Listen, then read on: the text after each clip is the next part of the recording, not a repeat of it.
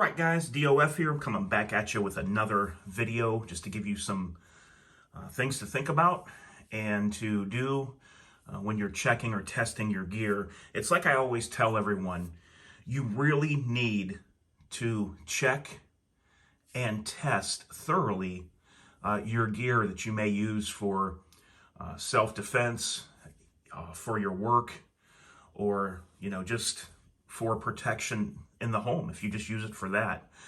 So I want to go over a couple of things with you guys, just to reiterate some things. A lot of you may already know this, but I just want to show you some things that can happen when you don't check and test things, and just real world stuff. The light, just want to mention something about this. We'll talk about that here in a minute.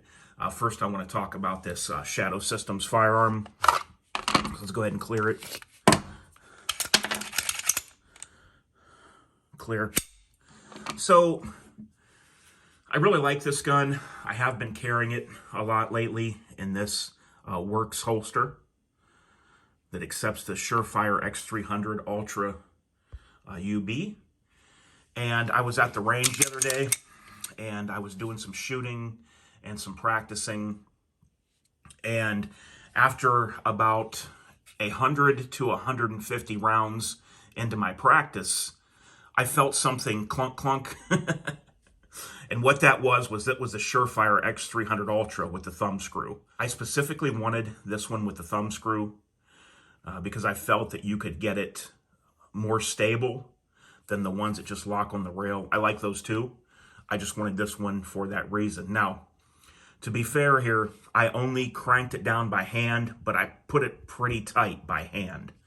And they do say that once you hand tighten it, that you can take a coin or something else that fits in there, like a flat blade screwdriver, and you can give it another quarter turn. I did not do that, but I had it down and I tightened it extra with my hands.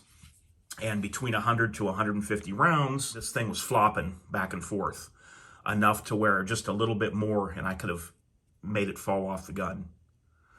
So you can use a little bit of blue Loctite if you want on this, but always remember that you do have to take this light off to change out your battery.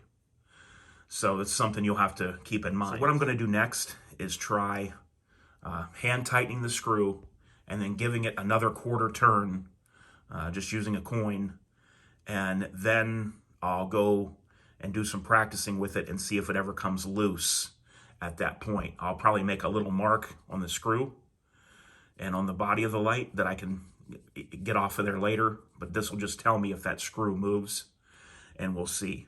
But I like the light, and when you lock it on, there is no movement whatsoever. It's actually like it's a molded piece of the gun. It's like it was made there. So you don't have to worry about that. Now, the first thing I checked when I got this gun, because I got this gun used, was I checked this sight. And when I got the gun, there was play back and forth in this sight a little bit in the RMR. So blue Loctite cured that. I just took the screws out. I put a little bit of blue Loctite on the screws. I put this back in. This sight is also like it's a part of the gun. All the practicing I've done and everything, it has never even came loose, not a millimeter, not 1 millimeter. There's a little bit of play in the slide here, like there is with most guns. But as far as the sight itself, it does not move at all. It's solid. It's like it's one part of the gun. So had some fun doing that, getting some more training in on the RMR. There is a definite learning curve to the RMR, and I'm getting onto it. And as I find that I'm getting better and better with the RMR, I'm finding how much more fun it is and how much easier it is to get some good shots on paper. You just have to get practice and learn to use that RMR. The light, like I said, it's great. The black that you see on there is from shooting, but all this black, the dark parts, is from the Kydex holster. You're going to see that because it's the tan color, so you're going to see that holster Kydex color on there. Now let's talk about the holster that I had been carrying. This is the Works holster, and these screws back here, they have Loctite on them, as well as this screw right here. When you put this on, it's a paddle. It slips down inside of the waistband of your pants, and then this goes under your belt. So the belt would be through here. This goes under the edge, the bottom edge of your belt, and it keeps it from being pulled out or moved. Works really well. Loctited these 3 screws. They're perfect. Never had a movement at all. But what I didn't do, and this is my fault, not the holster, was I didn't even really pay attention to these screws here. This is where you can either tighten or loosen the retention for the firearm. There's rubber grommets in there. These really don't get no pressure or anything on them like the paddle and that would when it's in your pants and you're moving. I did not ever think that these would work loose, but guess what? One day as I'm walking around, my hand brushed the holster and this screw literally moved. It was coming out and I bumped it and it moved, and just in time I caught the back of the screw so I didn't lose any parts. So these will have to be Loctited as well. Like I said, there's not really any pressure on these screws, and when you put this on and you move around, there is no movement going on there like there is with these screws, because it's on your belt and you're moving and you're getting up and down or, you know, doing whatever you do. But surprisingly enough, guys, you got to Loctite these screws too, because they will come out. This one here is still loose. I hand tightened this one, and this one just basically fell out on me. So luckily I still had it, or I'd had to order more. So that's what I'm saying, guys. Always check and test your gear. I tell guys that when they got an AR-15, if you have that AR-15 for if times ever do go bad, what you want to do is have your AR-15 set up the way you want it, with the strap you want, and you need to go to the woods or in your home or something, and you want to carry that AR-15 with the strap and see if you can deal with it for about 5 hours. Because a lot of guys find that their AR-15s are too heavy because they got too much extra stuff on them that they don't need. And it adds up. I use the Vickers padded sling, Larry Vickers padded sling, and I can have that AR on me for long extended periods of time, and it does not affect anything that I do. So you always want to check your gear and test your gear. So if you don't carry guns and such for work like I do, you're not going to really know what it's like to do. Sometimes I do 12-hour shifts, and I have, you know, guns, gear, body armor, knives, lights, all this stuff on me. I'm testing this stuff in the real world, you know, as far as like my duty holster and different things like that, and duty gun, and then lights and all this stuff.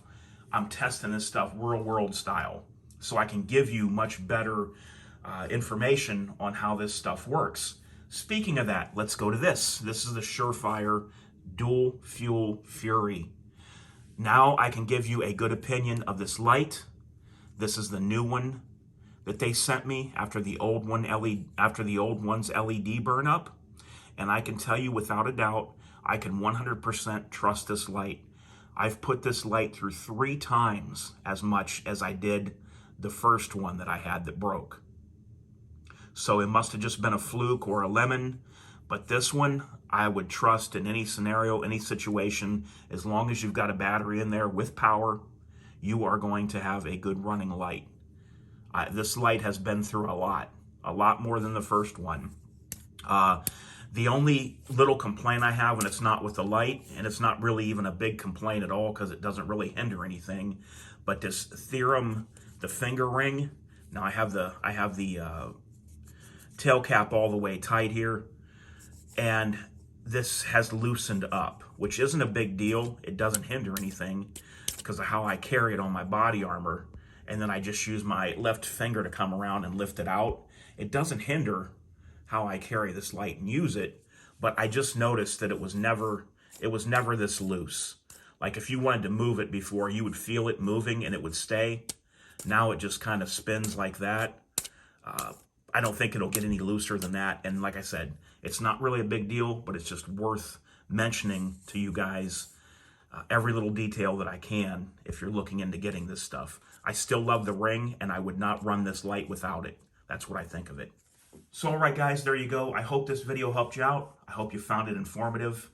And if you have any questions or concerns, please leave those in the comments below. And if it's anything that's of real substance that may help other people, I may just do a whole video for you. All right, guys, until next time, this is DOF giving you gear updates, and I am out.